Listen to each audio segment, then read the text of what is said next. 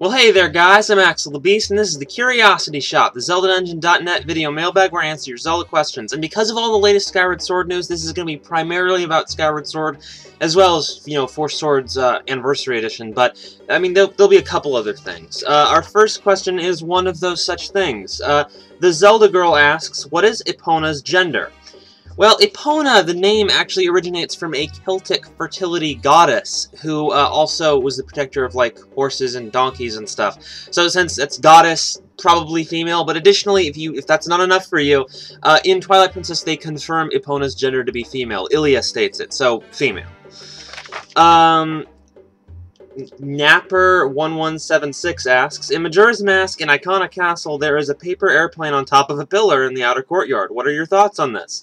I had to answer this just because, someone else noticed this. I don't have any thoughts on it, but yes, there is a freaking paper airplane on top of one of the pillars outside in the courtyard of Ikana Castle.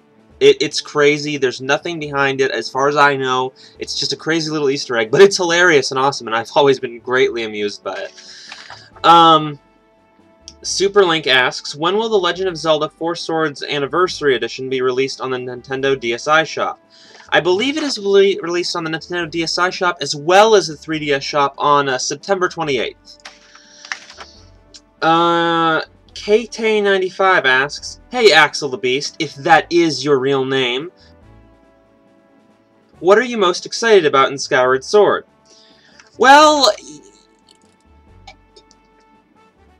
I can't answer that, to be honest, because there's a lot of things in Skyward Sword I'm excited about now. I've had to pick something. If I had to narrow it down to one thing, it'd probably be just how freaking incredible and fun the gameplay looks. But that's all I could really say. That's the only thing I could narrow it down to. It just looks like it's going to be really fun. Be sure to tell me your guys' most exciting thing of Skyward Sword in the comments, though. Snowlink asks, I've noticed that in demos of Skyward Sword that people don't use the thrust or /stab. I'm not sure if this has been confirmed or not, but can you use the thrust/stab in Skyward Sword? They haven't, shown the sword thrust, and they're certainly not gonna, announce. They're not gonna go, big news, everyone! You can thrust your sword in Skyward Sword! They're not gonna do that. But, it caught my attention, too. I think it would be kind of a missed opportunity if you couldn't do that with the Wiimote. And there's no confirmation, really, but it does look like with the BMO/mechanical totem pole enemies, you have to slash their sections off, but then the eye itself is circular and centered, so it can't be slashed, so maybe you have to stab it. I thought I saw that, so I'm thinking yes. The Water Bomber asks, so lately there has been lots of new Zelda news, particularly for Skyward Sword and Four Swords. During this, IG Aonuma has said in an interview that the Forest Temple is the first dungeon in Skyward Sword, then the Fire Temple. However, I remember at E3 time that Bill Trinan and even Reggie Fils-Aimé on Jimmy Fallon said that the Sky Temple is the first big dungeon you go to. I know these are two different dungeons because in the Sky Temple the boss is Girahim, and in the Forest Temple the boss is the monster that swallowed Zelda in the E3 trailer. Which dungeon is the first of the game? Well, I don't know how you've confirmed that the other dungeon is where you fought the monster, and there's no real confirmation of where you fight that big monster thing, but, I'm kind of leaning towards this as a mix-up of names. It's the Sky Temple or it's the Forest Temple, and we're not really sure which yet, but I don't think this is some kind of mix-up between two different dungeons. I'm pretty sure it's referring to the same dungeon. There's a bunch of other mix-ups like this, like Siren World versus Silent Realm, Bokoblins versus Bokobolins, and guess which one there is correct. And they've also changed the spellings on Fee, or possibly for the first time confirmed the spelling. Either way, there's there's some translation issues going on, so we'll just have to kind of wait till the game comes out to see which is correct.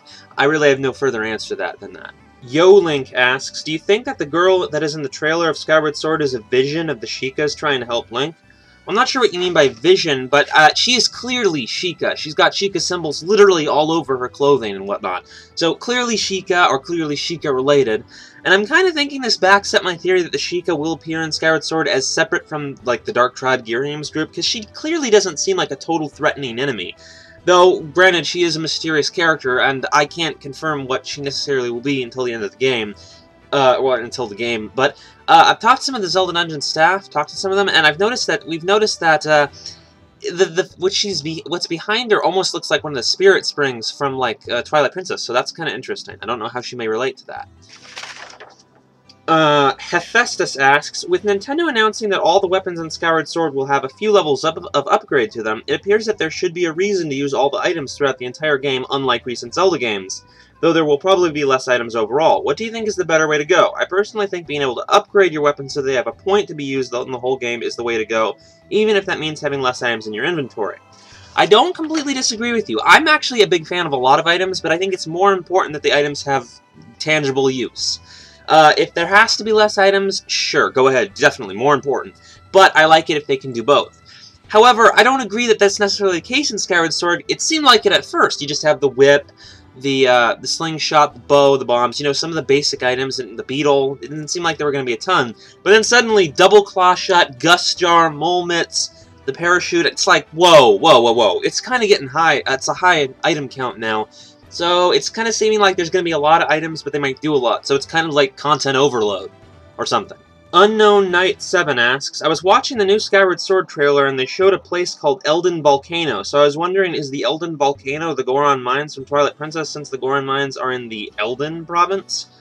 Well, it's clearly a reference to Twilight Princess, but the Goron Mines wasn't like the mountain. That was a mine built into Death Mountains, and clearly Death Mountain was the only mountain in Eldin Province. That's Death Mountain. So this is before Death Mountain took on the name Death Mountain. It's Eldin Volcano. So it also points out that the light spirits, or some of the backstory of Twilight Princess, is going to take some serious part in Skyward Sword.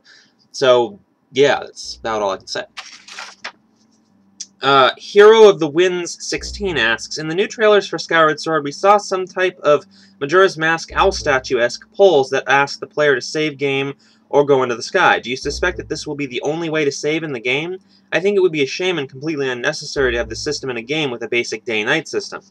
Well, they are the save points, but there's an absence of them in the sky, and since they take you to the sky, they have an absence of a purpose in the sky. So what I anticipate, and I'm pretty much certain of at this point, it doesn't make sense to do it any other way, or maybe I'm just being arrogant and thinking that Axel logic is perfect logic, but I'm expecting that since the land below is going to be dangerous and like a dungeon, they're going to have the save points in there, and that's the only place you can save. You can't just save anywhere, because it's the dangerous land below.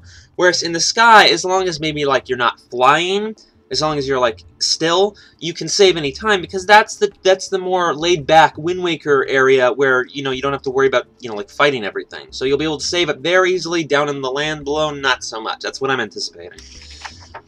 Barley Raccoon asks, do you think that the Zora race will appear in Skyward Sword? Would you like to see them, or a new race? Would you like to see them, or a new race?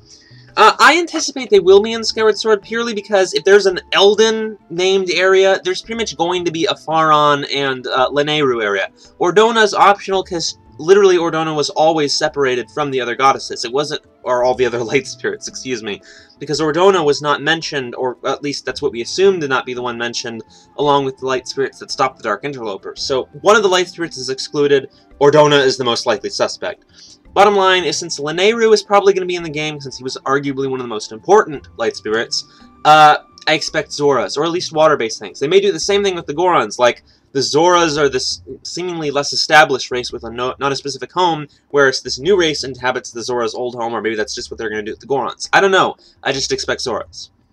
Alright, last question. Juicy J asks, in Ocarina of Time, Rauru says, I am Rauru, one of the ancient sages. Ages ago, we ancient sages built the Temple of Time to protect the entrance to the Sacred Realm. With Skyward Sword being the origin story of the Master Sword and seeing how the Master Sword is sealed within the Temple of Time, do you think we could see the original 6 sages in Skyward Sword? Well, we don't know if it's going to be the Temple of Time thing. That's a kind of like an assumption. We do know it's going to be about the Master Sword. I expect, I mean, this is a tricky question to answer because it's like these plot questions that request knowledge of the game itself, which I don't have. But, I'm kind of skeptical that we're actually going to see Rauru and the other sages in the game. I'm not really anticipating that, though it does add up and make sense. Maybe it's something that's going to happen more like after the game or in the epilogue. I'm not sure. I still don't really think we're going to see Rauru, and I still have skepticism over Raru's statement that he was one of the original sages, because I had this impression that there was multiple generations of sages, and I don't see how he would be he's the only one who's important, who's from the old time, or, that just wouldn't add up. And I don't know, I'm skeptical of it, but it's possible. We'll have to see, more or less. And alright guys, that's it for this time. Be sure to send more questions to the contact page or email address in the description, and I'll see you guys later.